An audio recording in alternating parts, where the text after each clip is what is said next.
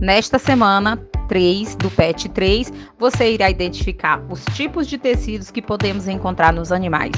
Lembre-se que os tecidos são formados por um conjunto de células. O que são os tecidos? O corpo humano é formado por diversos tipos de tecidos que vão se desenvolvendo durante a formação do feto, conforme sua localização e sua função no organismo. Esse processo é chamado de diferenciação celular.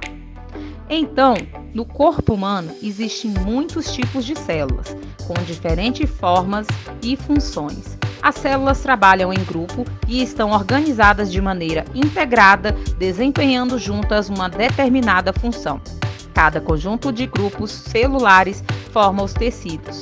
Os tecidos do corpo humano podem ser classificados em 4 tipos: tecido epitelial, tecido conjuntivo, tecido muscular e tecido nervoso. Então, vamos aprender um pouquinho mais sobre todos os tecidos, começando pelo tecido epitelial. O tecido epitelial é formado por células justapostas, ou seja, que estão intimamente unidas com outras células, através de junções intercelulares ou proteínas integrais da membrana. O tecido epitelial tem como função de revestimento da superfície externa do corpo, que é aí a epiderme, das cavidades corporais internas, que são as mucosas, e os órgãos. Ele também apresenta função secretora, portanto, são funções do tecido epitelial: proteção e revestimento, que acontece através da pele, secreção, que ocorre no estômago, secreção e absorção, que ocorre aí no intestino, impermeabilização, que ocorre na bexiga urinária. A estreita união entre suas células fazem do tecido epitelial uma barreira eficiente contra a entrada de agentes invasores e a perda de líquidos corporais. De acordo com a sua função, existem 2 tipos de tecidos: tecido de revestimento e tecido glandular. No entanto, pode haver células com funções secretoras no epitélio de revestimento. Vamos saber um pouco mais sobre o tecido epitelial de revestimento. Os epitélios são constituídos por uma ou mais camadas de células com diferentes formas, com pouco ou quase nenhum fluido intersticial, substância entre as células e vasos entre elas. De acordo com as camadas celulares, os epitélios podem ser classificados em epitélio simples, que é formado por uma única camada de células. Epitélio estratificado, possui mais de uma camada de células.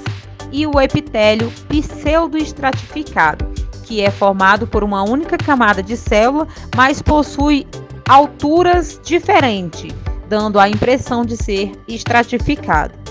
O tecido epitelial da pele humana apresenta células bastante unidas, sendo este um epitélio estratificado. Isso porque a função da pele é evitar a entrada de corpos estranhos no organismo, agindo como uma espécie de barreira protetora, além de proteger contra o atrito, raios solares e produtos químicos. Também nos protege de patógenos que podem nos causar doença.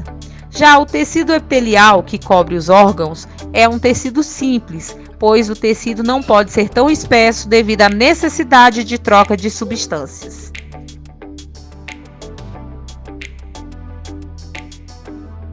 Tecido epitelial glandular. As células do tecido epitelial glandular possuem as mesmas características do epitélio de revestimento. No entanto, ao contrário delas, raramente são encontradas em camadas. Portanto, suas características são muito unidas e geralmente dispostas em uma única camada.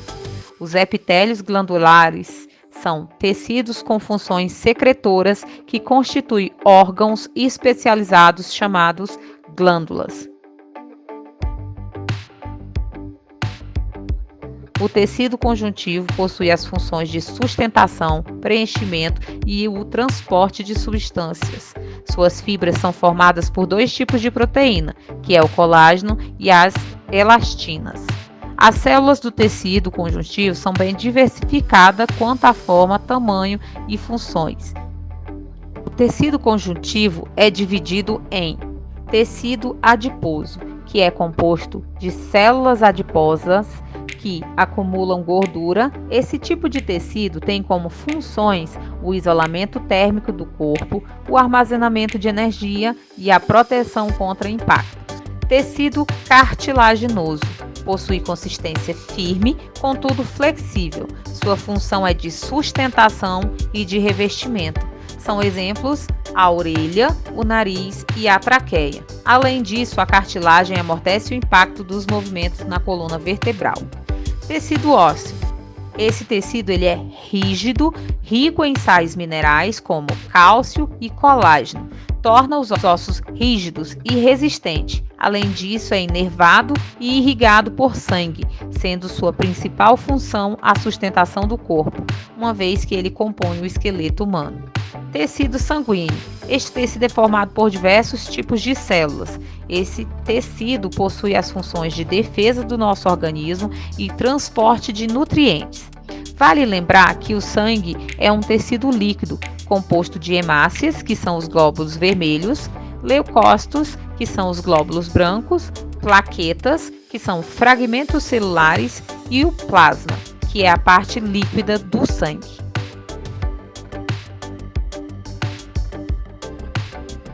Esse tecido é formado por células alongadas e especializadas em contração.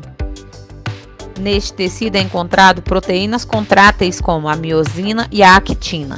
Apresentam grandes inervações e vascularização e são divididos em tecido muscular liso, que é caracterizado por permitir movimentos involuntários. Seu nome corresponde à ausência de estrias transversais. São exemplos deste tecido o útero, a bexiga e o intestino. Tecido muscular esquelético. Esse recebe o nome pois a maior parte desse tecido está junto ao esqueleto. Possuem células longas, presença de estrias transversais e movimentos voluntários. Tecido muscular cardíaco. Esse tecido é encontrado no coração. Esse tipo de tecido possui movimentos involuntários, sendo formado por células longas e cilíndricas, além de possuir estrias transversais. Tecido nervoso.